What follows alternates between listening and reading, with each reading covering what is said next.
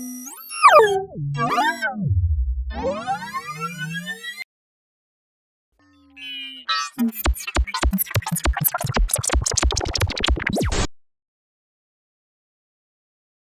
wanted to briefly say to those students who are here and ISSS as well as Tech PD, thank you so much for everybody being here today. We're excited that this isn't a fun topic, but it's an important topic that we want to inform you guys as international students on, so that you're just more prepared should you be contacted, or you could possibly even share some of your own experiences with this already. And so I'm Beth Mora. Kat Kay Grzan is joining us as well. We do every other Monday, we have one of these coffee hours. That's what we typically call this 4 to 5 Monday hour. But we've got ISSS on, and they're really running the show today, because they engage with you guys daily over immigration things, and they're who you should be going to, and they're going to talk about that a little bit more. They are one of the people that you should be contacting should you engage with some of these scammers that are targeting you guys as international students. So thanks for being here. Tell your friends about it, even if they can't join in real time today. We will be posting this, and we would encourage you to share just the resources that you hear about today. So we'll go ahead and turn it over to Elizabeth Carroll, and then she can introduce the rest of the ISSS staff, and then you'll also get to hear from Tech PD. So thanks so much. All right, thank you, Beth. So I'm Elizabeth Carroll. I think I know everyone on the Zoom call, so I think you're all familiar with me. But we'll actually get started off with Texas Tech Police to share some information from their perspective. So we're thankful for them joining us. I'll go ahead and hand it over to them. Okay, hi everybody.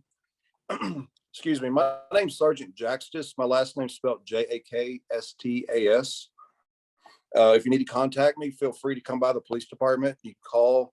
I have an email. I would post that up. It's clint.jackstas is my name. It's probably just about easier for you to just come by the department and look me up. We have the police department there at 413 Flint, which is located right beside Traffic and Parking Services. We're just to the east of that building. And then we have a substation at the Student Union building. Usually there's going to be guards in there. They wear the blue shirts, but they can contact an officer if need be, and they'll come to your location or come out there and talk to you. And we can come to you as long as you're right there on campus or even nearby. We are state police. Just throw that out there. We work 24/7, 365. So we're there all the time, including holidays. There's always officers there. And a lot of people have the misconception we're not real police, but we are. We're state police, and we can take your reports as needed. Unfortunately, if it comes up. But what we're talking about today is going to be report scams and fraud. That's a tough topic. It's hard to decipher sometimes what's fraud and what's not. I've been victimized by it. We've had our debit card stolen. You know, it happens to everybody. So don't feel like just because you don't know or you're not smart or wise or anything, these people take advantage of you, and they have pretty good gimmicks, you know, sometimes. The last one I got on the phone, I think they called me and said it was the IRS, Internal Revenue Service. And if I didn't pay $2,000, I was going to be arrested. And so I told them, I was like, go ahead and come arrest me then. I guess I'm not going to pay the money. So don't just send money blindly to people just because they're asking for it. If you do that voluntarily, it's kind of on you. It's just like, you know, somebody walks up, hey, can I have $20? Sure. Well, I didn't want to give them $20, but they asked for it, so I gave it to them. Well, that was your choice to give it to them. So it makes it hard to file charges on them for somebody asking, and you're giving it to them voluntarily. So it never hurts to question why somebody needs the money or why they're asking you for something. Specifically, I'd like to point out through email, text, or phone calls, when these people talk to you, don't ever give out your social security number. If you don't have that, one should be issued to you when you come to the States. That's an ID number that's given to everybody, social security number. So try to remember that. Your bank account information, you know, you definitely don't want to give out that. You don't want to give out, you know, specific PIN numbers that you have for your bank account to those people. There's no reason for them to have it. And if it's your bank, they're like, we're with Wells Fargo. We need your bank account number to verify it's you. It's like, well, if they're with Wells Fargo, they're calling you. They know your bank account number. You don't have to give it to them. So that's another ploy or a trick that they use. Your credit card information, keep that to yourself, especially the little code on the back. You know, you give them the number and then there's a 3-digit code to get your information, use the card. You want to be real careful about that and guarded. If you're ordering on the internet, most of the time, and I say generally speaking, it's safe. Just make sure the HTTPS and all that's up at the top and it's a legitimate site. Sometimes it's hard to know. If you're unsure, don't do it. You know, that's a simple scenario. Or maybe look at, you know, some of the reviews of that site before you order. There's, you know, like Walmart and the big corporations. I mean, you feel pretty comfortable, or Reebok or somebody like that, ordering from them. But what I'm getting at is when you're ordering stuff, stuff pops up. Like if it's too good to be true, then it probably is. I like to lift weights. I lift weights, and there was a weight set recently, 5 to 50 pound dumbbells, $100. Now I know weights are going for about $1 a pound. So that's definitely way, way less than what it would cost. I mean, you're looking at $700 set, you know, with the rack and everything. So for that to be $100, that just doesn't make sense. So you have to sit back and ask yourself sometimes, is this really a true thing? Because if it's too good to be true, it probably is. I looked up some information just because this is a hard topic for us as police sometimes, because they're coming. I was just talking about a scam that came from Jamaica. I don't have authority in Jamaica. If you don't know where Jamaica is, it's another country a long ways from here, another place. And so there is a way you can report scams if you have say a phone number that keeps calling you and that kind of thing. It's to the Federal Trade Commission, the FTC. If you have a PIN, I'll give you that phone number. The Federal Trade Commission phone number is 1-877-382-4357. I'll repeat that, 1-877-382-4357. They're open 9 to 8 Eastern time. Some of this stuff you can look up online. Like this is USA Gov report scams and frauds is what I looked up. So I did some research myself. A lot of police work, that's all it is Google search window. We do a lot of that. I'll say that, you know, so sometimes we're not all mystical and everything. We have to use a computer too to look stuff up. Nobody's born with knowledge, you know, that's what I tell everybody. We all have to learn at some point, and not everybody knows everything. And so if you've been victimized by these people, don't feel, you know, like you're dumb or something because they're taking advantage of you. So don't let them do that. A lot of fraud's been coming around with the coronavirus and that kind of thing. I'm not sure exactly what they're targeting or how they're selling, but I just heard that they're using that as a ploy or a way to get your information. Another thing that I found was the Inspector General is for Social Security imposters. That number is 1-800-269-0271. So you can go to the internet with a lot of this stuff if you're having problems and just go to the Google search window like, well, this is what they're scamming me for. You can find a lot of information that way. But generally, just try to be smart about it. Ask your friends or something, but definitely do not send money to people if you don't know who the person is. If it's just some random person calling you on the phone or sending you a text message, they started attacking text messages. I'm getting a flood of them myself. Emails, that kind of thing. And every time I try to answer it, I'll talk to them for 2 seconds. Hey, it's a police officer. As soon as I say that, they hang up. They don't even want to talk to me. So you can tell them that, hey, it's a police officer's phone, maybe, but no, don't do that. I'm just kidding. But anyway, we just have to be smart about it. And we're there at the police department. I'm trying to keep this kind of short, but I want to get the information to you so you'll feel safer about what you're doing out there. We're there. If I'm not there personally, I work generally, my hours have been weird because of coronavirus. So I've been typically working Monday through Thursday, roughly about 8 to 3. And then, but there's officers there all the time. There's always going to be officers. We just work our schedules a little different with coronavirus and the COVID and everything. So feel free to come by the police department, give us a phone call, email, and whatever comes up. But just be smarter than these people and don't feel obligated that you have to, you know, if they call and say they're going to deport you, don't believe that, because they're probably just using that as a ploy for you to send them money. I mean, why would they want you to send, $1,000 so we don't come deport you? That just doesn't make sense. So definitely feel free to call the police department if you're having those concerns. Yeah, I'm just trying to look at my notes here. I jotted down because I had some key points I wanted to touch on. And basically that was the main thing is don't give out your social security number. Don't give out your bank and credit card information. Never give them that. If they're calling you and they say you're from the bank, well, they already know your information. You don't have to give it to them. You shouldn't have to. That means that it's not true. So that's one way to find out. Or hang up the phone and look up the bank number for your bank and call them back and say, hey, a representative from Wells Fargo tried to call me. I just need to verify you are a legitimate site, or whatever, and then answer questions as they come. Then for a fact that you're calling the right place and they are from, Wells Fargo. And there's several different banks, so we all use different banks and resources. So just think about that. But if you have questions or concerns, definitely call the police department. When in doubt, just call. We can answer your questions. We're not going to get mad. So we're friendly. We'll try to, much rather talk to you like that before you send them your money, because I was telling a story a minute ago, a kid we just dealt with not too long ago recently, he sent over $5,000 for a dog, and they kept calling and asking for more money and more money. And he kept giving it to them. And then before too long, he had paid more money than the dog was even worth. I mean, almost twice. And so, common sense kicks in. You're like, hey, wait a minute, something's not right.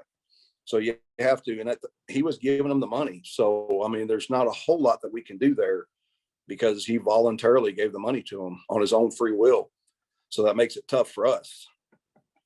I think that's pretty much it. I mean, I was going to talk for about 10 or 15 minutes here. So if anything comes up at any point, if you feel threatened or you have a question about something, even if you're not sure, just get with the police, or we have guards, we have other people, or even a professor. Some of your RAs and CAs, if you're in the dorms, that kind of thing can help you. Just, again, don't give all those people or any of those people your specific information, unless it's the police. And the police, we're going to have a badge and you're going to know we're police officers. We'll have credentials. And so, we're official. So that's another thing I've heard about, people dressing up like they're police and going door to door. And that's out, like in the city of Lubbock and that kind of thing. But they usually try to nip that kind of stuff from the bud. So if it's happening, we get reports, they attack that pretty fast because it's right there in our front yard, so to speak. But really, all in all, that's about all I had to say. I can't really think of too much more to put out there. If you have questions, comments, concerns, again, get with your instructors, your advisors, or just call the police department, and feel free to come and swing by. We'll be more than happy to sit and talk to you about whatever it is that's concerned. It doesn't have to be fraud either. It could be something else. I do a lot of different presentations for all the students. I want you to feel safe and have a good learning environment, and go forth and prosper in life. Okay. So that's all I have for right now, unless there's anything else. Okay. Thank you, Sergeant Jaxis, for sharing. That's really helpful information. And I hope it helps a little bit. Yeah, I think so. And we will have time for questions at the end of the coffee hour if you have any for him. But yes, strongly recommend contacting the police if you have any questions too. So now we will have another one of our F1 counselors presenting, Mr. Hisatoshi Fujino. Should I start presentation? Yes, My I'll share it. screen. Oh man, I have to get ready. Hold on.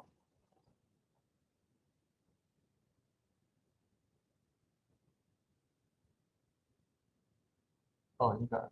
Okay, you got it. Yay. All right. So, anyways, I'm just sharing you the information I found and learned from the government's website about scam. If I can learn it, you can learn it too. And let's see. Let's go to the next slide. Okay, I'll start with what is a scam? Scam is a trick or to cheat someone out of something, especially money or identity. People who scam is called scammers or scam artists. I like this title, scam artists. They create an illusion using the dirty tricks and make you believe they're the artists. Scammers not only target US citizens, but also international students. And next slide. All right, let's learn the characteristics of what scammers do. They pretend to be contacting you through phone or email on behalf of the government, like the Social Security, Department of Homeland Security, USCIS, IRS, or organizations you may be familiar with, like Amazon or your bank. They might use a real name or phone number that appear to be a real government agency or other organizations. Scammers say there's a problem or prize. They may say you're in trouble with the government or you owe money, or someone in your family had an emergency, or there's a virus on your computer or maybe bank account or Amazon account or your Netflix or other accounts. They may tell you that you want money or prize and you have to pay a fee to receive it. Scammers pressure you to act immediately by paying or sharing the information before you have time to think. If they contact you through the phone, they may tell you not to hang up or tell anyone. They might threaten to arrest you or deport you if you hang up or tell someone. Ha ha ha ha. Okay. Scammers tell you to pay in specific way. Maybe sending money through a money transfer, putting money on a gift card, and then giving them the number on the back. Or they may send you a fake check and tell you to deposit it first and then send money back to them. Or they demand you to share your personal details like social security number, credit card number, and computer password. And next slide. So to avoid scam, you could do the following. You could block contacts on your phone or email. I recently had a phone. It was recent for me, and I was like a Longmire from the TV show on Netflix. I hated having phone, but my wife insisted me to have phone. So now I have phone, and since I had my phone, I started getting a lot of phone calls from people I don't know, and I get scam phone call all the time. So I normally don't pick up phone calls from unknown numbers, or don't pick up if I'm not expecting a phone call from someone. Then later I will review who's calling me, and then I just block them. Don't give your personal or financial information, especially don't give your social security number, bank account, and credit card number over the phone or email. Legitimate organizations won't ask for those information over the phone or email. Also, if you get a suspicious emails or text messages, don't click any links on there. You can resist the pressure. You don't have to make a payment or give information right away. Legitimate business will give you time to make a decision. Anyone who pressures you to pay or give them your personal information is a scammer. You could also do some research online to see a caller or email you're receiving is legitimate. The best you can do is to contact us before you respond to scammers. Then finally, know how scammers tell you to pay. If you hear someone over the phone says you have to purchase a gift card, transfer money, or deposit a check that they sent you, you should automatically tell that's a scam. And then to the next slide. All right. Thank you, Clara will. Lisa. Yeah, that's me. Okay. I'll take it from here. I'm just another one of the counselors here. So I'm just gonna go over, if you are scammed, kind of some things you can do. Am I gonna say this based on, like the police officer was mentioning, like report it to the police. Don't be afraid to go to the police. Even if they can't do much for you, maybe they can, and maybe they can help guide you through the process. If you paid a scammer, try to cancel or reverse the transaction immediately. That's probably not always possible, especially if they're over the phone, but then contact your bank, tell them what's going on. So maybe you can cancel the card number, put a hold on it, anything of that nature. I'm sure that they are used to the process as well. If you gave a scammer personal information, try going to this link. There's lots of different resources out there, but I believe this one says identitytheft.gov. Monitor your bank account, see if they got a hold of anything, monitor your apps and your email, and create new passwords to things if you think that they compromised your computer or your browser in any way. Just watch for suspicious activity. And the notices that pop up and tell you, you might already have like some systems in place. Just follow those prompts. If a scammer has access to your computer or phone, update your security software. Make sure your iOS, if you have iPhone, is updated, or the Android equivalent, and you're running on the latest. Same goes for your computer. Make sure you're running the most recent browsers. I know I let mine go too long without updating them. And you can just go into like the settings. I know for Google Chrome, they have a setting and you can check and see if you're on the latest version. You can run a scan. There's programs for that. Delete anything immediately that identifies a problem. Sometimes you can get those apps. I know if you get, a cheap editing app and then it turns out to be something that puts some bugs in your phone or on your computer, that can be a problem. I know I went through a security training where they said, just read the comments before you download things, because people will tell you whether or not it's a bad choice or not. Again, change your passwords to things. Just try to do anything to prevent them from getting in and staying in. You can report to Internet Crime Complaint Center at this link, the ic3.gov.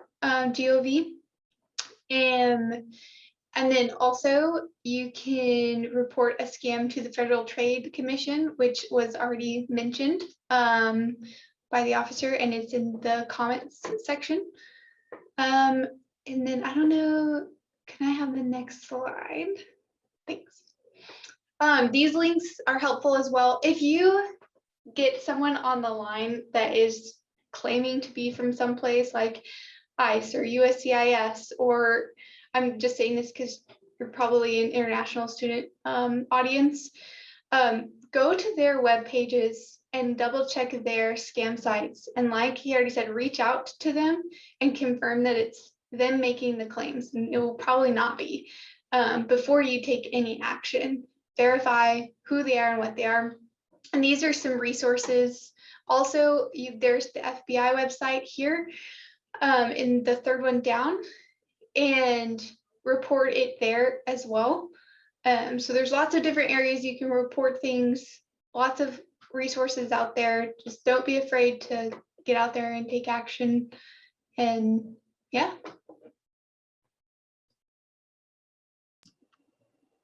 Okay, thank you, Clara. So we've talked about different ways of identifying scams and what to do should you be targeted. And then also if you are scammed.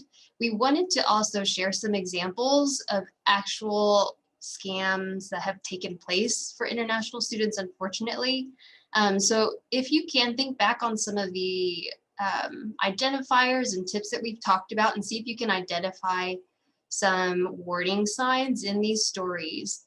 So one example, so we had a student who, they said, like many of us, they received many calls regularly that were scams, but they had never been contacted until at one point by someone who said they were a government official and said that they worked with ICE. So they said that the student had done something wrong and that they were going to be deported and they needed to fix it immediately. And in looking at the phone number, so the caller said, Google this phone number so you can make sure that this is ICE. And so they did, and the number did match. And so then the student was panicking and imagining, I've put all this work into being here. I don't want to be deported. I want to make sure to make this right. And so, he said, I want to fix this. And so the caller said that, that the Lubbock police was on their way and that the student needed to fix this if they did not want to be arrested. And at this time, the student thought, I think I want to email my counselor just to make sure if everything is okay, and mentioned it to the caller. And the caller said that they could not and should not talk with anyone, and that it was confidential what they were talking about, and that no one else was supposed to know what was going on. So they said that a lot of bank accounts had been opened in the student's name and that they had been charged with money laundering. And so they needed to get their money out of their account, and they needed to do so through gift cards. And they said that the money would be refunded to the student eventually. And so the student went out, bought gift cards, and they had them scratch off the gift card information, send pictures to them. And then they said, in 2 days, you'll get your money back. And then towards the end, the student unfortunately realized that they were probably being scammed, and, but they wanted to wait for, those 2 days. And they said, I should be getting money back. They did not get a refund. They did not get that money back. And so then the student eventually did call the actual agencies, like we mentioned before, called the agencies, had them look into this and said, no, that wasn't us. This isn't a thing. And so unfortunately, the student lost money in this way. That's one case. Another case is a student who was also contacted by government officials, and same thing, had the student verify the phone number. Sure enough, it matched, because unfortunately these scammers can mimic these phone numbers. They can make it show up as if they were calling from these agencies when they're not. So this seems to be a common trick that they pull. So this caller told the student that there was a crime scene outside the city limits, and that their account had been tied to it. And so they needed, again, to move all of their money out of it, and they needed to do it through gift cards. So, and it was all very confusing, the student said. It was very fast. They didn't give any time to make any decisions. They said they couldn't contact anyone. So they had the student go to, from pharmacy to pharmacy to get gift cards. And fortunately for this student, they had a spending limit. And so once they reached a certain point, they couldn't purchase any more gift cards. So this was something this student found beneficial. Yes, they lost money, but they were able to avoid losing more just through that. But this student was on the call for 6 hours with the scammer. So, and again, very scary. Again, they don't give you time to think. And so that was another example. And then we have another very similar where they received a call, and they told the student to lock themselves up in their room, not to let anyone in, not to call anyone else, to plug in the phone, make sure it was charged so that it wouldn't die, because they expected to be on the phone for a long time with the student. And ultimately they were on the phone for 2 hours. Eventually the student did email a friend who was then able to contact our office, and we were able to let the student know that, yes, this is a scam. So these seem to be some common ways and some common tricks that scammers use, and wanted to give you some examples, actual cases from students that have unfortunately been scammed, so that you can hopefully identify some trends and some warning signs of any calls or emails should you be contacted. So Elizabeth, these were all Texas Tech students, yes? Yes, they were, yes, Texas Tech students who volunteered this information, yes, and wanted us to share their stories, so that you could hopefully avoid scams as well. All right, so that's the information that we have. We do want to leave some time for some questions, and we do have a form for feedback that I'll share in the chat. So if you have a moment to take that, or answer the feedback form once we're done, but I'd like to go ahead and open it up for some questions. And that can be done through the chat, or if you want to unmute yourself as well. I have a question. You mentioned that at least 2 out of the 3 cases, students, the scammers were aware enough to say, hey, check and make sure I'm legit, and, they use these tactics to make them sound more real, right? And who they said they were. So how should students deal with that? Since we're already telling them, check and make sure these are who they say they are, and then they do that and it seems like they are legitimate, is the best case to actually hang up with them and do your own research versus continue on the call? Yeah, that's a good question. So first, I would like to say that, that if you get a call, I wouldn't say that you're required to respond to that person, to that individual. So generally it would be okay to hang up, and you would, they generally use or typically use threatening language, intimidating language, demand immediate action. But like we talked about, you can look up those phone numbers, and even if it matches on your phone, that doesn't mean that's who they say they are. But the officer said that you can actually contact those agencies and they can look into it as well. Like what happened with one of the students, and finding that it really wasn't them, unfortunately. Can I add something? Yes.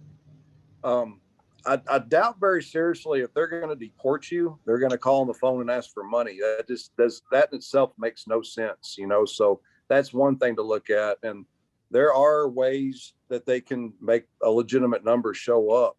That's the bad thing with these scammers, is they are very intelligent and they have resources and abilities to do that, and to put on a good, a ruse, so to speak, to fool you. So just always just look into it further. If you're ever in fear or anything, or they're telling you don't call the police, that should be the first thing. You call the police and we'll get to the bottom of it, And if that's the case, if you've done something bad, that's another thing. They take advantage of the foreign students because they know that they're scared. They don't want to go back. They want to be here and learn, whatever. And so they take advantage of that, and don't let them. If there's ever a question, feel free to come by our office and call the police, and we'll try to help you and walk you through the situation. Yeah. Right. And it's incredibly unlikely that the government would ask you for money, especially through gift cards, but money at all would be a warning sign. Can I add something? I think the solution for students to identify whether phone call they're receiving scammer or not is pretty easy. If the phone caller mentions about immigration, maybe they should automatically think it's a scammer, because the U.S. government would never call students Right. and ask for fees. Right.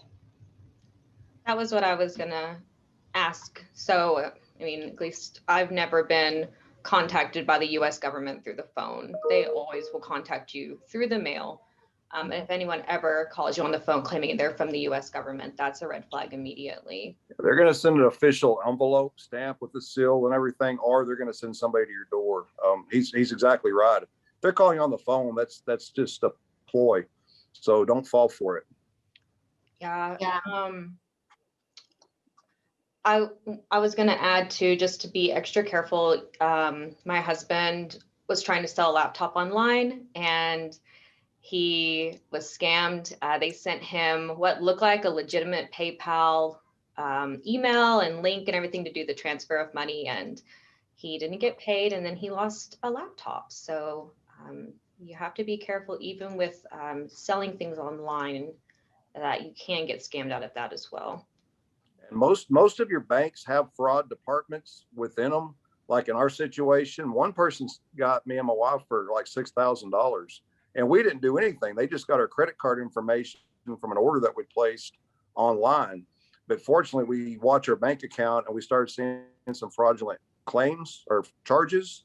And like, wait a minute, I didn't buy this. Well, it turns out somebody was in New York, which we hadn't even been to New York, so that was a red flag in itself. But we were able to get the funds reversed, and we didn't know any money or anything. So don't ever be scared of that either, that you're going to have to pay a bunch of money or something. Definitely start taking steps to close the account, contact your bank, contact the police, and move forward with stuff like that as quick as possible. Time is very, very urgent in that situation. Yeah, I mean, I think in general, probably just questioning everything. I mean, and you can there's obviously, you owe them nothing. You can hang up the phone at any point, but questioning everything that they're telling you is probably a good rule of thumb, like they said. Exactly. I had a question for you, Sergeant. You had mentioned some people going around imitating police officers. If that were to happen, how would you be able to identify a fake officer from a real officer? Like if they had a badge, like a fake badge or something? That's a very good question. And I heard about it. I don't know this for fact. That's just something I'd heard through the grapevine, and it could be real or could be not. I know there are officers that have been trying to stop people. I think on South Milwaukee, they caught that guy. Oh. But with that question, we're going to have a badge. I'm going to stand up here. If y'all can see that. I mean, you know what a badge looks like. We also carry credentials. Most people don't know that. We have cards in our pocket that identifies, it says, Texas Tech certified me as a police officer, such and such date, signed by the chief. If it's still not enough, call the police and say, I don't know. I don't feel comfortable. I'm going to call a police officer, and call the number, and then get another officer. If they're real, they're real. You'll find out pretty quick. But if they're fake, they're probably going to try to get out of there. Like, you know what? We'll come back another time or something. And don't let them go. I mean, you don't have to feel like you need to tackle them or try to hold them there or anything. That's not your job and not your place.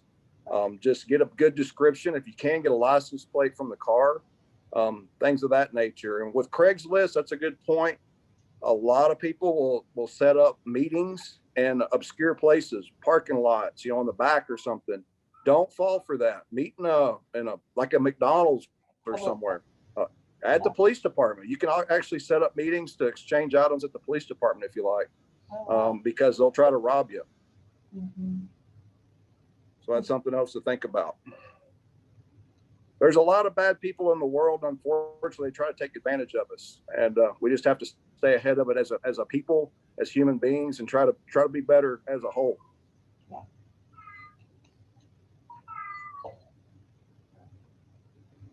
Does that answer your question, ma'am? I'm sorry. Yes, no, that was perfect. But always ask for credentials, back on that. Okay. Thank you. Students, do y'all have any other questions? And again, Elizabeth posted the feedback request, that the Google form. If y'all would take a moment and provide feedback to her, that would be very much appreciated.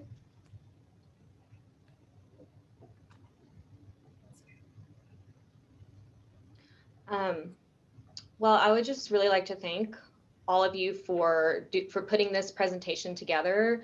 It's been so helpful. I know we've probably all had issues with scams in the past, and it's super annoying, but it's really annoying if you're losing money. So thank you guys for putting this together.